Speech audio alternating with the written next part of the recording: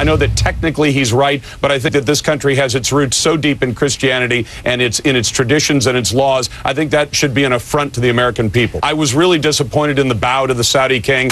All right, so we're an arrogant country, and we're not a Christian nation, and we bow before the Saudi king. I think it was very important what the president did, and I think this right-wing claptrap of saying he was apologizing for the United States or denying our heritage or something.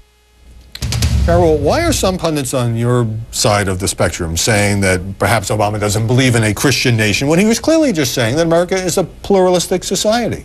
Well, in his, his idea to forge ahead in this idea of religious neutrality, he essentially threw Christianity under the bus the same way he did Reverend Wright. I mean, threw Christianity under the bus? Where is that written? Well, listen. The point is, the history. Let's revisit our history here. This $1 bill. All of our dollar bills say "In God We Trust." We are a country found. Wait, we are a country based on Judeo-Christian values. Our laws are inscribed based on Judeo-Christian values. Our Constitution.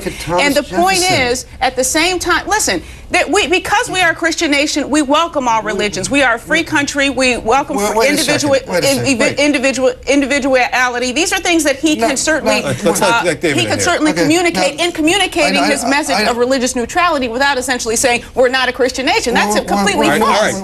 I know this is a media show, not a religious show, but this debate comes up again and again whether we are or are not a Christian nation. It's not in the Constitution. You can go back and look at some of our founders, including Thomas Jefferson, and he doesn't call us a Christian nation. In fact, his relationship to God is kind of on the iffy side, let alone his relationship, if he had one, with Jesus Christ. And so, here you have these people on the right, Lars Larson, Sean Hannity, again and again, focusing, oddly enough, on the Christian end of the remark. They cut off his quote when he said we are not a Christian nation. And he says we're not a Jewish nation and we're not a Muslim nation. We are not. We have no official religion in this nation. We are a nation based on Judeo-Christian values, and there is nothing wrong with asserting that notion while at the same time embracing all religions as we do, and why people come here to flee religious persecution because we are based on principles that are Judeo-Christian principles. I was just going to say, Howard, that if we move to the media side of the debate as opposed to the religious content of the debate,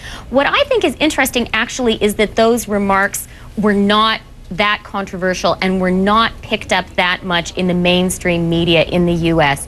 Yes, they were picked up by some of the more shrill right-wing critics of the president, but what I thought was really interesting about those remarks, about his entire performance in Turkey, was how smoothly that went over in the U.S. And what I thought was really the risky move by the president was talking about how he has Muslims in his family.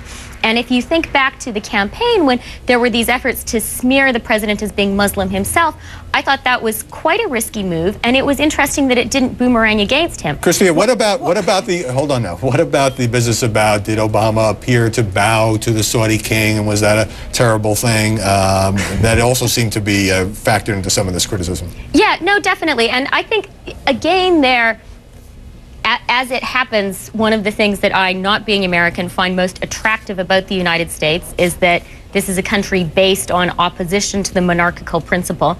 So I think American leaders in general should not be bowing to monarchs. But having said that, again, what I thought was interesting was that was very much a right-wing fringe criticism.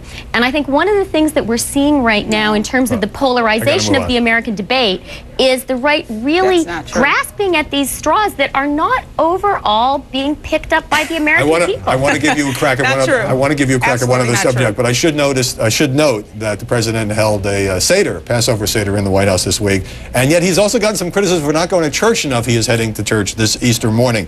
All right, now the new refrain from some George Bush aides in the media, Karl Rove writing the Wall